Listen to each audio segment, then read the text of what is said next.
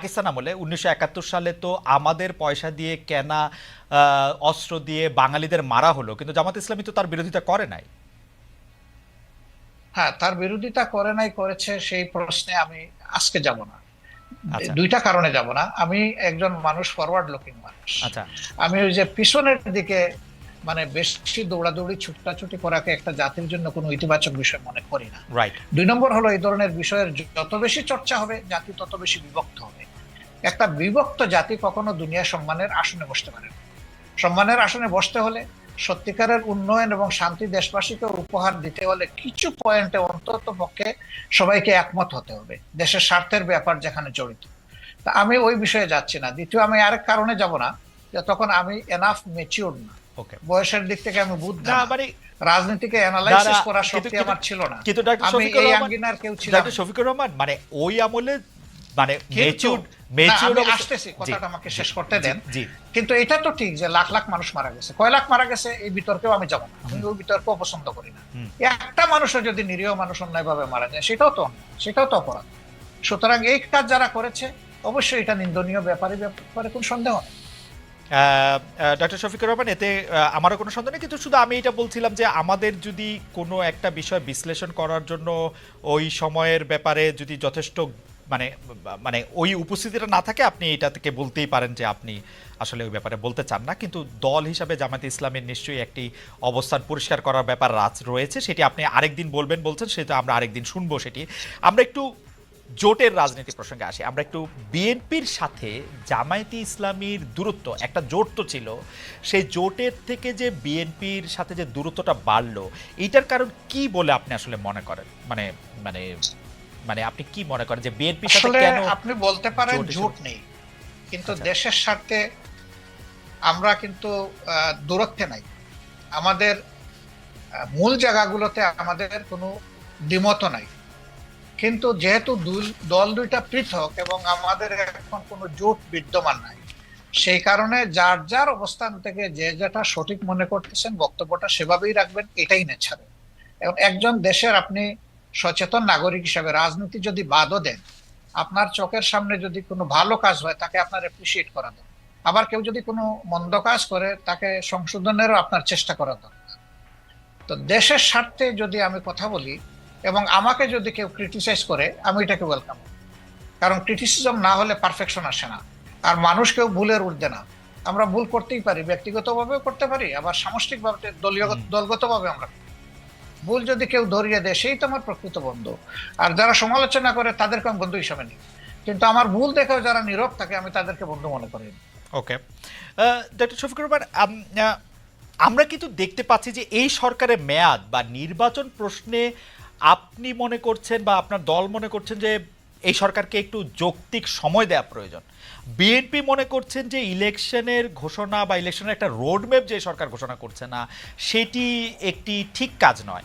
তো এই ক্ষেত্রে কি আপনাদের মধ্যে বিএনপির সাথে কোনো আলাপ আলোচনা হচ্ছে? আপনারা কি একটি জায়গায় আসতে পারবেন, নাকি আপনাদের অবস্থান এরকমই থেকে যাবে?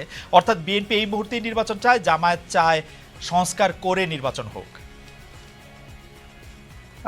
সম্ভবত এটা একসময় তাদের মানে স্ট্যান্ড ছিল, কিন্তু গত কালকে বা পরশুদিন তাদের যে মিটিংটা হলো, যেখানে তাদের দলের অ্যাক্টিং চেয়ার অ্যাড্রেস করেছেন জাতিকে, সেখানে তিনি কিন্তু একই কথা বলেছেন যে এই সরকারকে সাকসেসফুল হতে দিতে হবে এবং তাদেরকে যৌক্তিক সময় আমরা দেওয়ার পক্ষে।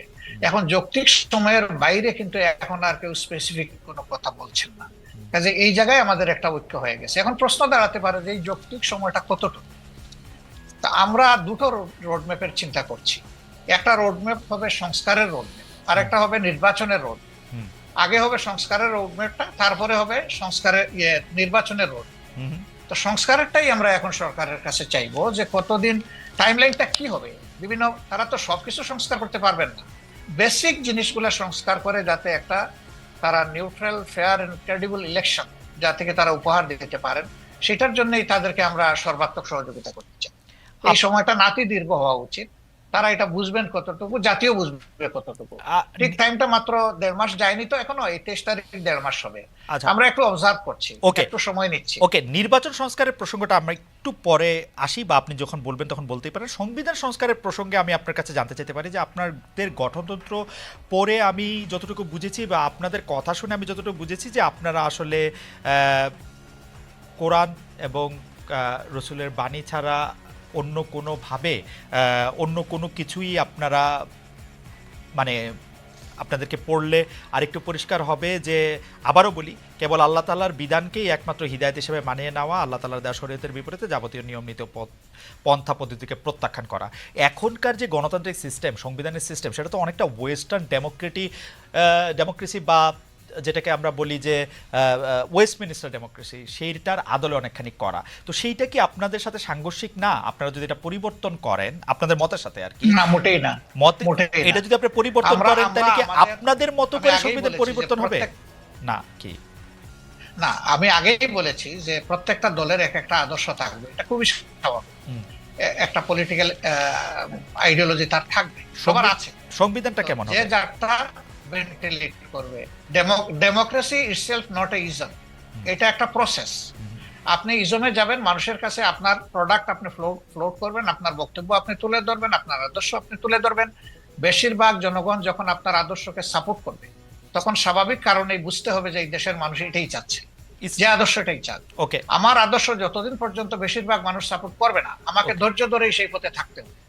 ইসলামের ডেমোক্রেসির জায়গাটা কেমন? মানে ইসলাম কি, আপনি মদিনার কথা বলছিলেন, আমাদের রসুল সাল্লাল্লাহু আলাইহি ওয়াসাল্লাম বা তার পরে যেসব খলিফা অন্তত 4জন 5জন যেভাবে নির্বাচিত হয়েছিলেন বা যেভাবে ইয়েতে বসছিলেন, সেটি কি গণতান্ত্রিক উপায়ে নির্বাচিত হয়েছিলেন তারা? অবশ্যই, অবশ্যই। তারা তখন যারা মানে সমাজে মতামত দেওয়ার মতো সেই পর্যায়ের লোক ছিলেন, তাদের সকলকে নিয়ে তারা বসেছেন মসজিদে নববীতে অথবা অন্য কোনো জায়গায় বসে, তাদের অধিকাংশের মতের ভিত্তিতেই অ্যাপয়েন্টমেন্ট দেওয়া হয়েছে। আপনি তাই মনে করছেন? তাই মনে করছেন, এটাই ফ্যাক্ট, এটাই হিস্ট্রি। তারপরে যখন আব্বাসীয় উমাইয়া বা ওসমানিয়ারা, বিউটিটা দেখেন আমাদের দেশে। জি না, সেটা তো আমি খেলাফতে নিচ্ছি না, আমি খেলাফতের যুগটা বলতেছি। এরপরে ধরেন যখন হলো, এই খলিফা যখন কেউ হয়ে গেলেন, তিনি কিন্তু অল ইন অল হইতে পারলেন না। এই ধরনের বহু ঘটনা আছে, আমি এখন কথা লম্বা হবে, সেই উদাহরণ আমি দিচ্ছি না, বহু ঘটনা। মানুষ সেখানে হাইলি ডেমোক্রেটিক রাইট এক্সারসাইজ করেছে, আলহামদুলিল্লাহ। আচ্ছা, এটা যদি আমি বাংলাদেশের ক্ষেত্রে এইটাকে একটু বলি, যে আপনাদের গঠনতন্ত্রে ইসলাম প্রচার, ইসলামের দাওয়াত, ব্যক্তি জীবনে ইসলাম চর্চার বিষয়টি নিয়ে বারবার বলা হয়েছে। এক্ষেত্রে বাংলাদেশের অমুসলিম নাগরিকদের জন্য বা যারা ইসলাম বিশ্বাস করবে না তাদের জন্য জামাতে ইসলামী রাজনীতি করার সুযোগটা আপনি কেমন দেখেন? আদৌ কোনো সুযোগ আছে কিনা? আমি পড়ছিলাম গঠনতন্ত্র, সেখানে আমি দেখতে পাচ্ছিলাম যে তারা সকল কিছু মেনে নিলে বড়জোর সহযোগী সদস্য হতে পারবেন। এটা বাংলাদেশের সংবিধানের সাথে সাংঘর্ষিক হবে না? বাংলাদেশের সংবিধান বলছে সবার জন্য অধিকার সমান হবে, কিন্তু আপনারা বলছেন যে মানে তারা আসলে একটা নির্দিষ্ট পর্যায় পর্যন্ত শুধু যেতে পারবে। এইটাকে আপনি একটু সাংঘর্ষিক মনে করেন? এটা আপনার একটা ভাইটাল কোয়েশ্চেন, অবশ্যই গুরুত্বপূর্ণ প্রশ্ন। দেখেন, আমরা তো কাউকে ইম্পোজ করব না, আমাদের আদর্শটা গ্রহণ করতে এবং দলে আসতে আমরা ইম্পোজ করব না, কিন্তু দলের দরজা তাদের জন্য বন্ধ করা যাবে, আমরা দরজা খোলা রেখেছি। প্রয়োজনে গঠনতন্ত্র তো আল্লাহর কোরআন না, কোরআনের আলোকে রচিত। কোরআন পরিবর্তন করা যায় না, কিন্তু গঠনতন্ত্র পরিবর্তন করা যায়। আমাদের গঠনতন্ত্রের দেখেন যে 22-23তম সংস্করণ পর্যন্ত হয়তো আছে, আপনি পাবেন। রাইট। তার মানে কি? তার মানে হলো আগের যে জিনিসটা আমরা মনে করেছি পরিবর্তন করা দরকার, মূলনীতি ঠিক রেখে যুগের চাহিদাকে অ্যাড্রেস করা দরকার, সেটা আমরা করেছি। হবে, সবগুলাই হবে, অ্যাকোমোডেশন হবে, কোনো সমস্যা হবে না ইনশাআল্লাহ।